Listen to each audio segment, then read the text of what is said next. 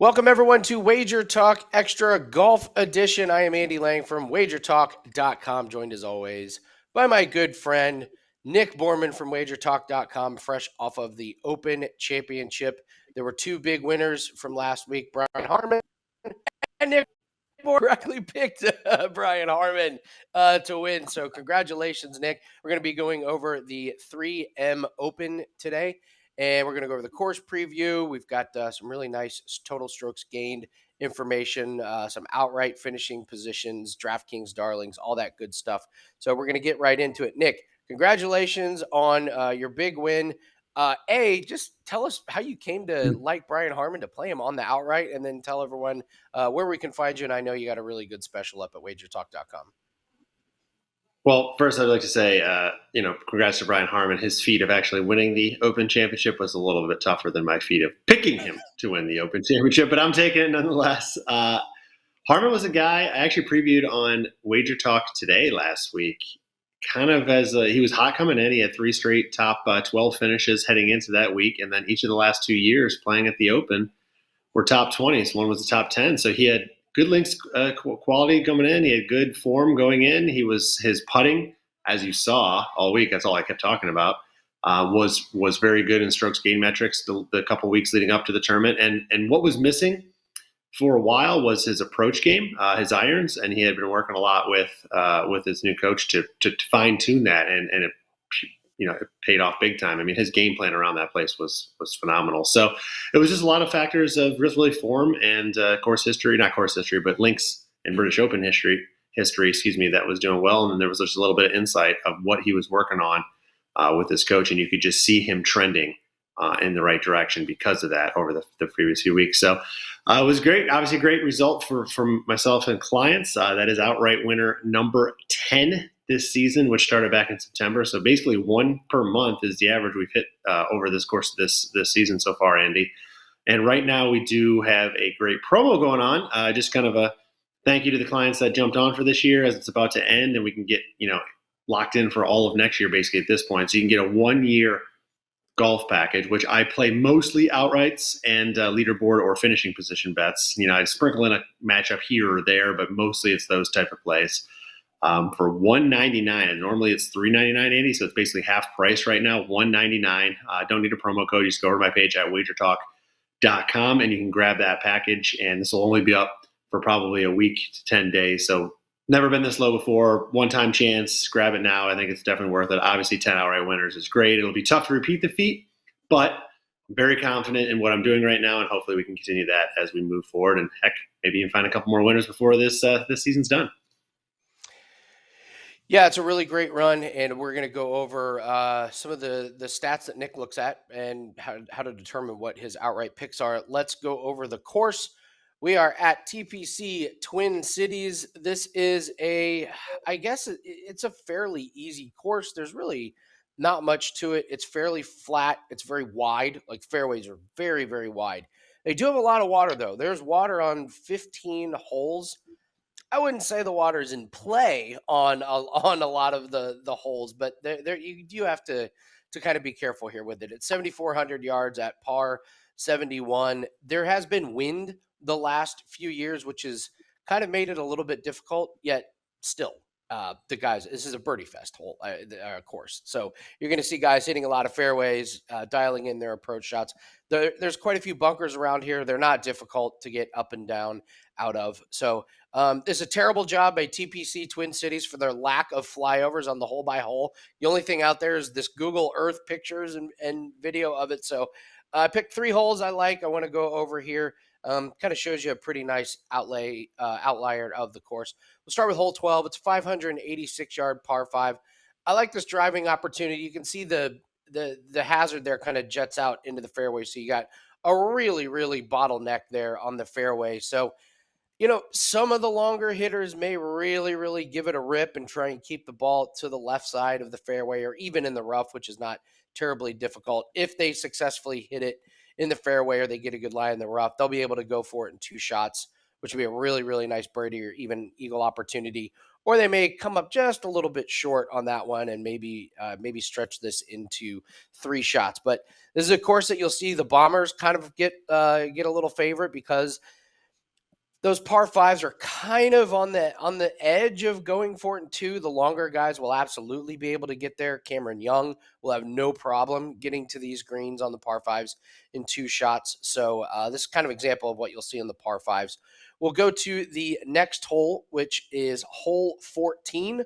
This is a 433-yard par four. I just really like this tee shot. You got to go over water. And listen, if you pull it to the left a little bit, yeah, it's a 1-stroke penalty. You're absolutely going to get in the water. But you see those 2 fairway bunkers, guys overcorrect and fade it out to the right. They could be in the bunker or in the rough. It's just a really cool looking tee shot when you're looking at it from the view of the tee. So the longer hitters, they're really going to try and blast it out there, setting up a really nice approach shot. But any wayward drive is very heavily penalized, especially to the left. And finally, I like hole 17. I like this par 3. It's 200 yards, and they can get really tricky with the pin placement. So if they place the pin kind of towards that back bunker, I think you'll see guys really hole hunting there. When they put that pin close to that water, that is, if you got any swirling winds or guys hit it a little bit fat or it comes up short, it's absolutely in the water. So depending on the pin placement, this can be an easy par 3 or it could be pretty difficult with water in play. So those are 3 holes that I kind of think are pretty cool here at TPC Twin Cities. So Nick, do you have anything to add to this course that we've seen over the last few years? Yeah, I mean the 18th hole, crazy stat. I had no idea that it was this difficult. So obviously, par fives on PGA Tour are normally something guys take full advantage of. The 18th hole here, what last year was the number 1 most difficult par 5 on the PGA Tour, Andy. There were 3 par 5s that played over par. This was number 1. So obviously, it's a true risk reward in that second shot with carrying all that water, and wind was a factor last year. So we'll see how that plays this year. But just something to keep your eye on. Tony Finau ended up bogeying it. He had a 3-shot cushion. Didn't really matter for him at the end, but it just kind of proves that coming down the stretch, I'm sure that hole is going to play a big part of who's going to win come Sunday. But I thought that was just very interesting, and that's my ad for you. Yeah, I don't. It looks like the weather should be fine this week. I don't think we're going to have like too big of gusts. Maybe just a touch of wind on Friday morning, but weather doesn't look like it's going to be that bad. So I would expect some pretty low scores here on this one. Nick, we always look at total strokes gained. You always make this graphic for us, and there's a lot of successful bets that come out of this. So walk us through what you found with total strokes gained for this week. Kind of a weak field, so you're not going to be seeing a lot of big names. So what do we see here? Yeah, if we looked at at last week's at the Open Championship strokes gained, and you kind of look at the consistency of the top players over 12 months, 6 months, and 3 months, you're not seeing that at all in this graphic. It's rare that you see as many red numbers as we are seeing here, but the trend of, and it's no surprise, JT, everybody knows he's struggling, has been very, very poor, obviously, and not a guy you really want to put your money on right now, especially at 25-1. And then you got Taylor Montgomery, who's been, had a great fall season, and that's where he was doing a lot of good work. And then, of course, recently it's just been absolutely terrible. And now he's fallen into over 100-1. It's not often you see a guy ranked in the top 12 in this graphic that I do, ranked in the top 10, over the last 12 months at over 100-1 odds. But you can clearly see his form is terrible right now. And then you have guys that are trending completely the opposite way. The bottom 3 are highlighted there. And then you got Emiliano Grillo as the leader actually over the last 3 months at 1.53. Matsuyama's kind of right behind him, 1.47. Very quietly, I might add. I don't know that I've even seen a shot from him in the last 3 months or talked about him in the last 3 months, but there he is. Sepp Straka, everybody's aware of, winning the John Deere a couple weeks ago.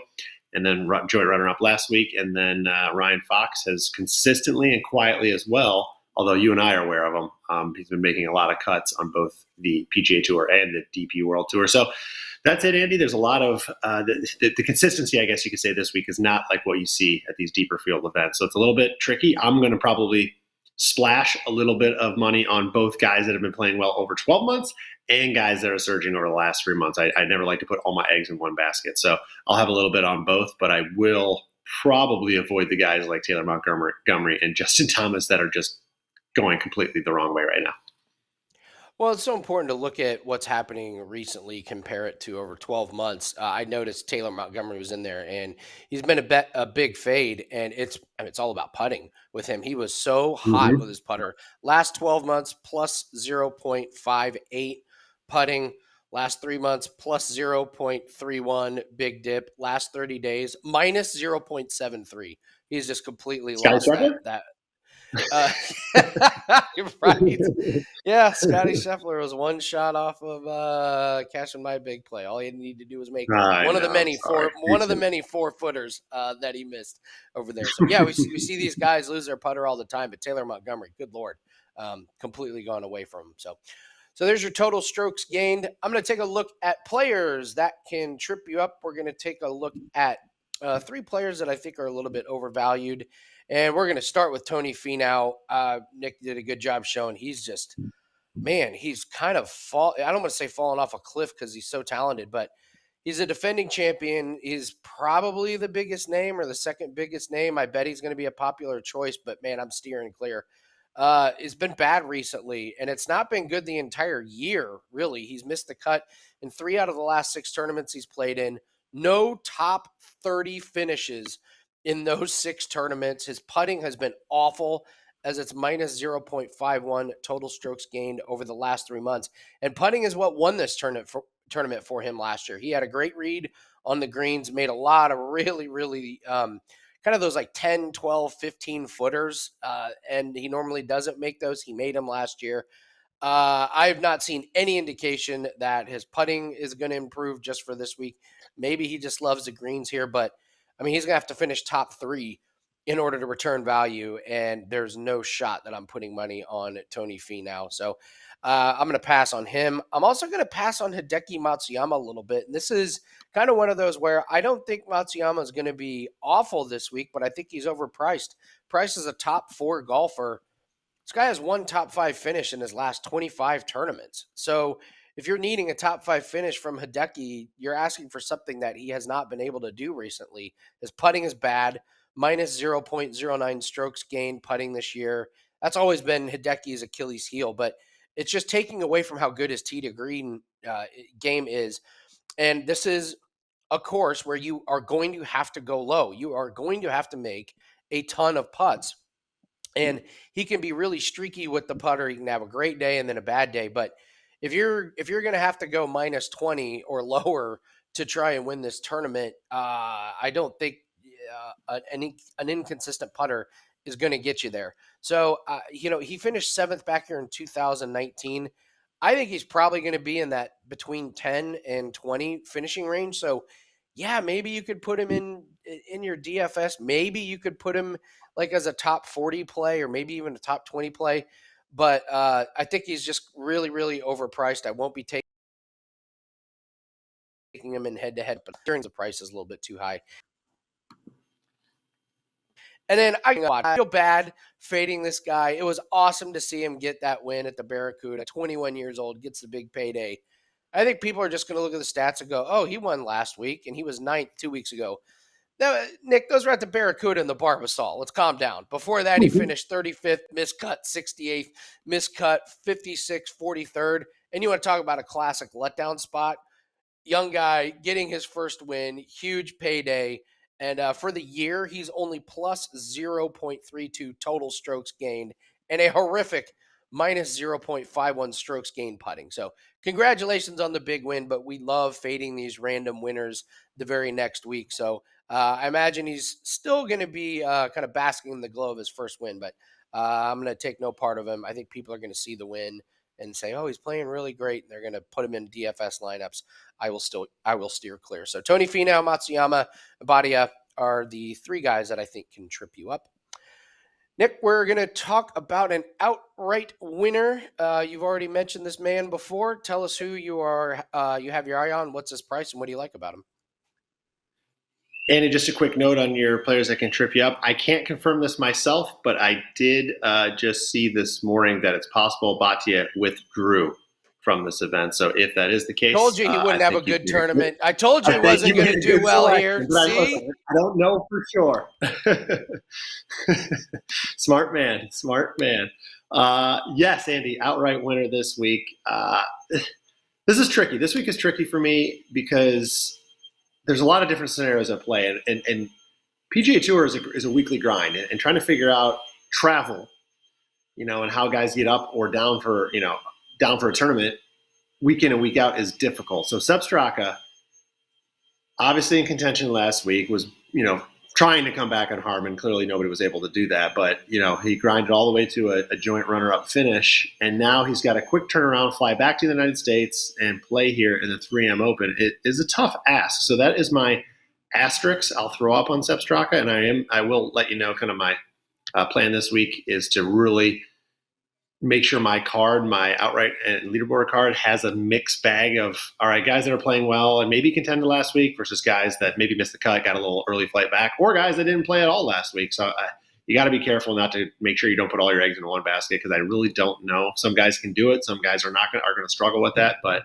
that's my worry on Sepp. But it's hard not to want to get money on the guy who's playing as well as he is. First place John Deere Classic 3 weeks ago. I mentioned the joint runner-up last week. What was impressive last week, Andy, he gained nearly 9 strokes on approach at the Open Championship, and he was making putts. He gained over 3.5 strokes putting as well. I mean, obviously that's a lethal combination if you're hitting close shots and burying your putts. But it's been a proven combination that's working for Straka. He gained 2.8 strokes on approach at the John Deere and had an even hotter putter, gaining over 6 strokes putting. So clearly, if that guy gets those two things going, he's going to be in contention. Off the tee, his other strength, he's been great all year. He's not the longest hitter on tour, but he can still poke it out there. He's got a decent combination of both distance and accuracy. He's gained strokes off the tee in 9 straight events. And like I mentioned, with iron play and putting, if he can combine that with just one of the two, which is iron play or putting, he's going to contend. He had that tie for 7th at the PGA Championship. He also had a tie for 16th at the Memorial, obviously 2 other big events. And then he had a tie for 5th at the Heine Classic back in February. Again, the question for me is how quickly and how good will he be able to turn this short trip around and be able to get up for this event. So that's my only worry, but he's clearly playing well. I would be surprised, though, if we don't have a Sunday sweat from Sepp Straka with a chance to win this week. So 28-1 right now at BetMGM, I think is a great price, and I'll throw a little money on Sepp this week. Nice. Yeah, love Sepp Straka. Guy's not intimidated at all. Like one of those guys where if he's in the lead on the final round, he's probably not going to melt down like some of these other guys do. So love that about him. Let's take a look at DraftKings Darlings. I have my full lineup up on the free digital download that is on my profile page on WagerTalk.com. It's got course preview, everything you've heard here, a little bit more. So if you want to download that, it's free. Just go to my profile page and you can get the full DraftKings lineups. I'm going to start with MJ Duffy. He hasn't been great all year, but recently he's been playing well. He's finished 34th, 16th, 35th, and 24th the last 4 weeks. His approach numbers are not very good. That's the worry, but he hits the ball a mile, and there's not a whole lot of penalty for, a little bit of wayward drives because we have these wide fairways. The rough isn't too difficult in a lot of spots, but I love that he's plus 0.85 putting the last 30 days. So long drives, great putting is a really nice combination for this particular course at 7,100. I think he's good value on that one. Next up, Ches Reavie, 7,300. He's plus 0.68 approach and plus 0.47 putting. The last 3 months, he's made 8 straight cuts, and he's finished 49th and 11th the last 2 years. So really, really good chance he's going to give us some weekend points, and I love that 11th place finish here. Shows he's got some upside here. 8 straight made cuts I'm loving, so 7,300. I think he'll get us some good points on Saturday and Sunday. And finally, Eric Cole, my guy. I'm kind of glad he took a week off, actually. I was actually thinking about this. He was playing, I think, too much golf. It was reminiscent of Sung Jae Im in the first 2 years when, Sung Jae was playing 33 out of 36 events. Eric Cole had played 13 out of 14 weeks. And his last two finishes were 42nd and 60th. And I thought, I wonder if he's getting a little bit tired. So he didn't play. And I love that he took the week off. Solid numbers in all the categories. If we just look at the last 3 months, this guy is sixth best in total strokes gained in this field. So I've used him a ton in DraftKings because he always gets us points on the weekend. So I expect the week off to help him a little bit. Weak field, Eric Cole at 7,800 is a great value for me. So leaves us some pretty good amounts of money there. And I'll be honest, one of my other guys, Nick, believe it or not, is Sepp Straka. He's in my DraftKings lineup at only 9,500. So if you want to check out who else is in there, just go to the profile page on WagerTalk.com. All right, Nick, let us talk about the full tourney finishing position prop. I know you've got one guy that you're looking at for top 10 and top 20s. Who is it, and what do you like about him? Andy, not that you need my validation on your darlings, of course, but for what it's worth, I love Eric Cole. I've been betting him a lot the last couple of months, and he's going to win. And I don't want to miss it. He's going to win on tour. I don't want to miss it, so I'll probably have some money on him. I think he's a good play again this week. So, again, not that you need me to tell you that, but I love that selection. This week, leaderboard bet I'm looking at is the Canadian Adam Hadwin. I might be a little biased in the fact that I really love following his wife on Twitter as one of the most vocal golf wives on Twitter. So maybe I'm being biased in that, but I do follow her. So sorry if that's kind of steering my selection here. But listen, he's made several big splashes this season, and this is an event he's had success at before. So I like that combination of, good finishes this year and confidence at the current tournament that we're playing. So some of his finishes this year, we have the tie for second, runner-up at the Rocket Mortgage Classic, where he lost in that playoff to Ricky Fowler. I was on the good end of that because I had Ricky Fowler that week, but he played great on Sunday to get into that playoff. He also has 6 other top 20 finishes this season, including tie for 12th at the RBC Canadian, 13th at the Players, which is very strong, 10th at the Waste Management Phoenix Open, 18th the American Express, 7th at the Houston Open, and 10th at the Shriners. A lot of those events are kind of these type of events where they're not the heavy hitter events, so I know he can play well in this kind of an environment. He had ridden hot iron play, putting, or both to those strong finishes in his most recent start at the Rocket Mortgage Classic. He combined to gain nearly 11 strokes putting plus approach. That's just incredible. So that's just a recipe that I circled in on with Sepp Straka, and I hope that Hadwin can have a similar type of week. He's also played, as I mentioned before, in this event 3 of 4 of the 4 years in its existence. He made the cut in all 3, and he finished solo 4th in 2019 and a tie for 6th here 2 years ago in 2021. So obviously very good form at this course. And opposite, I mentioned this before, opposite of Straka, I don't want all my eggs in one basket. He did not play at all last week. So he helps kind of round my portfolio of guys that played, guys that didn't play, guys that were in contention, blah, blah, blah. So he should be 100% fresh this week. So I like Adam Hadwin to have a decent week and be in up near the top of that leaderboard on Sunday. We're going to close out the show with some betting notes that I have. I have a 2-pack for this week's tournament that is up. Just absolutely love the plays, the 2 plays. I went into this week thinking I might have 1 player. I might just sit it out, but I have 2 plays that I just love. And Nick is coming off an incredible 10th outright winner for this season. He's having a great year. So Nick's plays are available at WagerTalk.com. He's got a really nice special for 365 days worth of golf. So you can grab all those outright winners there. The betting notes, I just wanted to make note of. One of them we might need to talk just a little bit about because it's an obscure golfer, and you already mentioned him. But first, Cameron Davis has 3 top 30 finishes the last 3 years here. So Cameron Davis, maybe you might want to look at. Only one golfer in the field to have 3 top 6 finishes in his last 3 tournaments is Lucas Glover.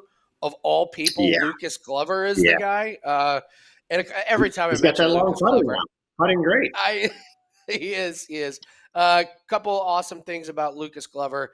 He's the only player on tour that doesn't wear gloves, and his last name is Glover. He also that joke never gets old. And finally, you mentioned him, Ryan Fox. Going over the research, holy cow, his numbers jump off the page. this is a great fit for him. He drives the ball a mile, second longest driving distance in this field, and plus 0.41 putting over the last 30 days. This is a guy that's made the cut in 6 straight PGA Tour European events. This guy has the fourth best total strokes gained in this field over the last 3 months. And we talked about how the Bombers can have an advantage here. I mean, Ryan Fox, if he's putting as well as he has been, and that driving distance, if he's hitting fairways, Nick, this could be the most underpriced guy in the field. I thought it interesting that you mentioned him. We didn't even talk about Ryan Fox. So if you and I are both on him, boy, that could be really good or really bad. So um, yeah, Cameron Davis, Lucas Glover, Ryan Fox, some guys to keep your eye on for the betting tips. So, Nick, congratulations again on your outright win on Brian Harman. We are coming up kind of on the end of the 2023 season, but we will be continuing our golf coverage throughout the fall and into next year. So hoping to close out 2023 with some more profits. Thanks everyone for joining us. That's Nick Borrman from WagerTalk.com. I'm Andy Lang from WagerTalk.com. Good luck on all your bets. We will see everyone next week on Wager Talk Extra.